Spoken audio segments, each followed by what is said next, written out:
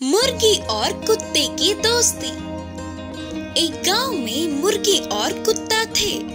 उन दोनों के मालिक एक ही होने पर दोनों के बीच अच्छी दोस्ती हुई। वो दोनों गांव में साथ ही घूमते थे और साथ ही खाना भी खाते थे। उनकी दोस्ती को देख गांव के बाकी के पशु पक्षी चौंक जाते थे। एक दिन मुर्गी और कुत्ता पास के जंगल में घूमने गए और जंगल में बहुत देर तक मजे से घूमे। जंगल को पहली बार देखने पर उन दोनों को बहुत खुशी मिली। ऐसे मजे में सब कुछ भूलकर जा रहे थे तो शाम ढल गई। तब मुर्गी ने कहा, अरे रे, रात हो गई, हमने तो ध्यान ही नहीं दिया। अब हम क्या करेंगे? अगर जंगली जानवर आएंगे तो हम क्या करें? सोचकर मुर्गी चतुरता से एक पेड़ के डाल पर चढ़ के बैठ गई और कुत्ता पेड़ के छाल में छुप गया। कुछ देर बाद एक लोमड़ी उसी तरफ आई। खाने के लिए कुछ तो मिलेगा ही करके बहुत देर तक वही बैठी रही। अब उधर रुककर कोई फायदा नहीं करके जाने वाले लोमड़ी को पेड़ पे बैठी मुर्गी दिखी। लोमड़ी ने मुर्गी से पूछा, मुर्गी, मेरे लिए गाना गाओ ना। तब मुर्गी ने गाना गाया। अपनी दोस्त की आवाज सुनते ही कुछ तो खतरा है करके पेड़ के छाल में छुपा कुत्ता सतर्क हुआ। फिर लोमड़ी ने कहा, मुर्गी, अच्छी सी मुर्गी, नीचे आकर गाना गाओ ना, मैं तुम्हें एक अच्छा सा तोहफा दूंगी।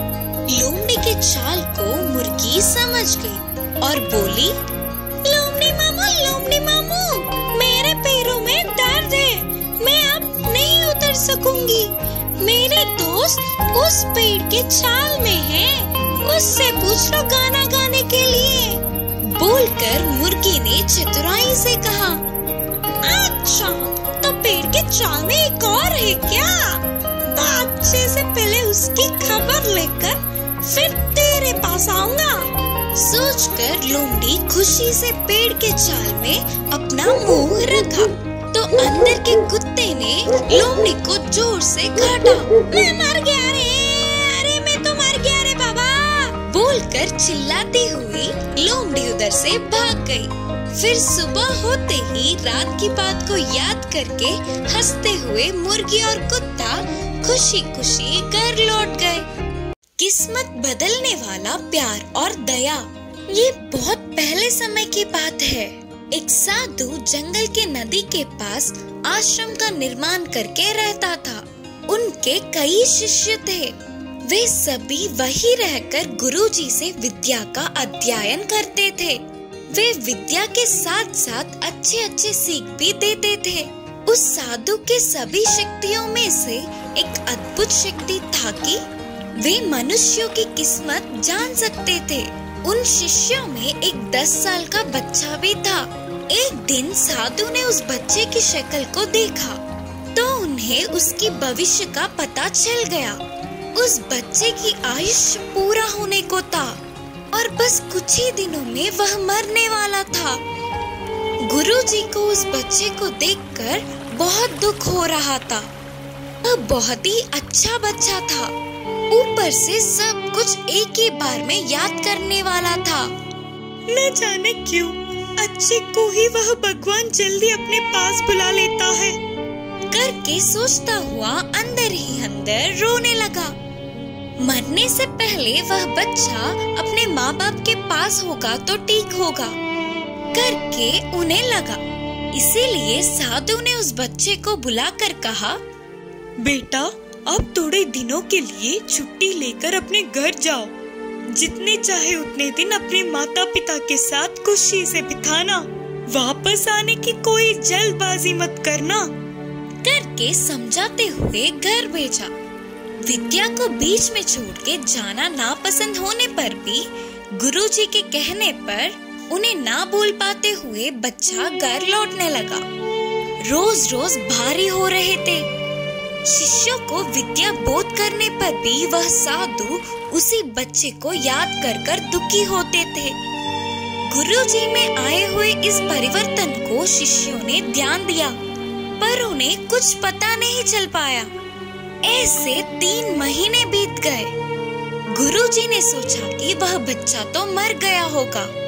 अचानक एक दिन साधु पहाड़ी पे बैठकर नीचे देख के चौंक गए, क्योंकि वह बच्चा वापस आश्रम आता दिखा।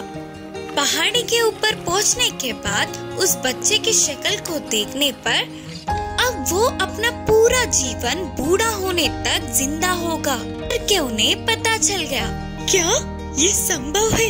क्या करने पर इसकी किस्मत इतनी बदल गई?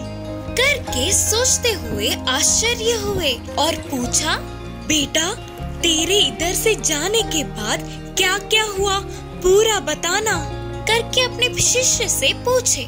तब वह बच्चे ने अपने घर लौटते समय क्या क्या देखा वो सभी बताया। बीच के रास्ते में दिखे गांव और पार किए हुए शहरों के बारे में बताया, उसके चढ़े हुए पहाड़ों के बारे में और उसके पार किए हुए नदियों के बारे में बताया। फिर साधु ने पूछा, और कुछ विशेष बातें हैं क्या बेटे? फिर शिष्य ने याद करते हुए कहा, एक बार मुझे एक तालाब को पार करना था गुरुजी, तब तक तूफान आ चुका था। इससे वह तालाब और ज्यादा बह रहा था। उस तालाब के बीचों बीच एक मिट्टी का ढेर था। उस पे चींटियों का झुंड कहीं ना जा पाते हुए गिड़गिड़ा रहे थे। थोड़ा थोड़ा होकर वह मिट्टी का ढेर पिघल रहा था। अगर मैं थोड़ी भी देर और कर देता तो सारे चींटियां पानी में बह जाते। और गुरुजी मुझे तो उन पर दया आई, तो तुरंत मैंने बाजू के पेड़ के डाल को उस मिट्टी के ढेर से लगाकर खड़ा था। तब सारे चींटियां डाल पे आ गए।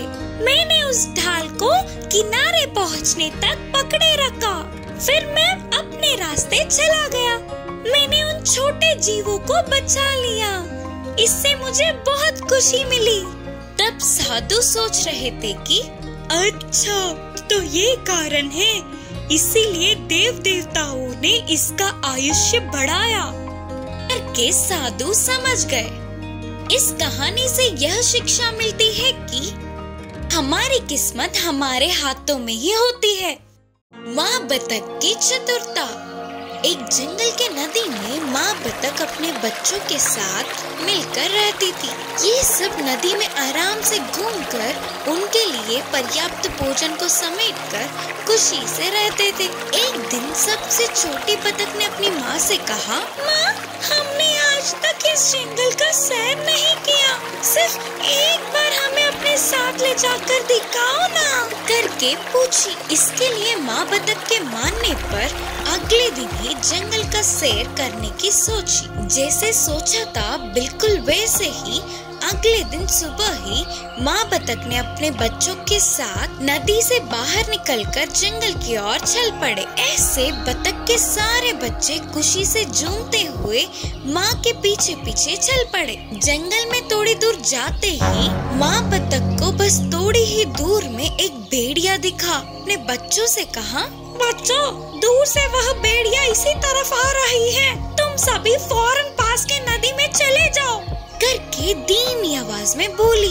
माँ के कहने पर सारे बच्चे नदी की ओर भागने लगे। तुरंत माँ बतख ने अपने पंखों को फैलाते हुए बहुत ही मुश्किल से चलने लगी। एक तरफ भागने वाले बच्चे तो दूसरी ओर ना चल पाने वाली माँ बतख को देखकर, बतख के बच्चे तो मेरे एक टाप के लिए भी काफी नहीं होंगे, शायद माँ बतख घायल हुई होगी, इसीलिए तो कहीं नहीं जा पाएगी, इससे खाके मैं अपनी भूख बुझाऊंगा। हंसता हुआ बोलकर भेड़िया माँ बतख की तरफ आने लगा।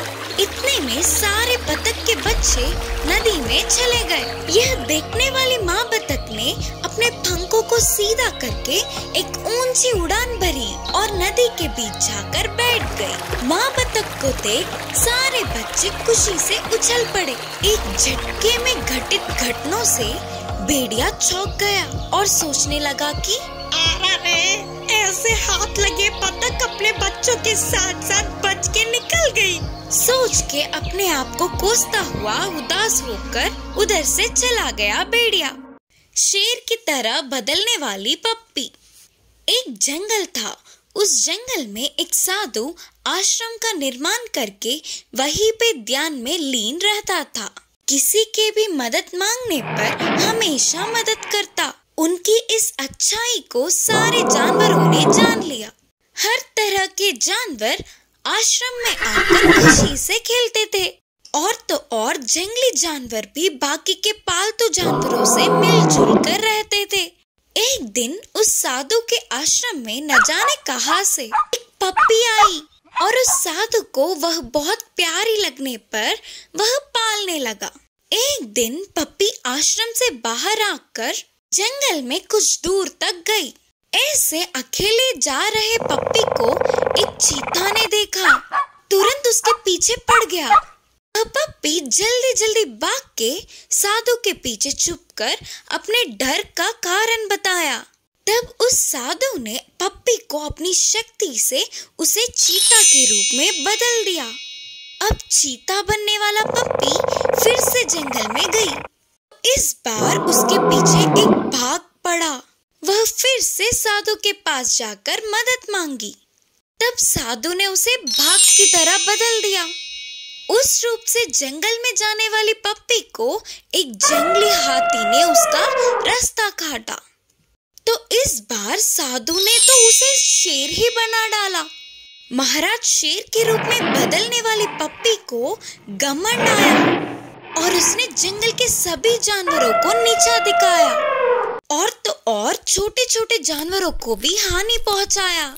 उसके आने की भनक से ही सारे जानवर भाग जाते थे। आखिर में शेर बनने वाला पप्पी साधु को ही मारना चाहा। यह बात अपनी तपस्वी शक्ति से जानने वाला साधु उसे फिर से पहले की पप्पी की तरह बदल दिया और तुरंत उसे आश्रम से भी भगा दिया। इस कहानी से हमें यह सीख मिलती है कि हमारी भलाई चाहने वालों की बुराई हमारा ही नष्ट होगा।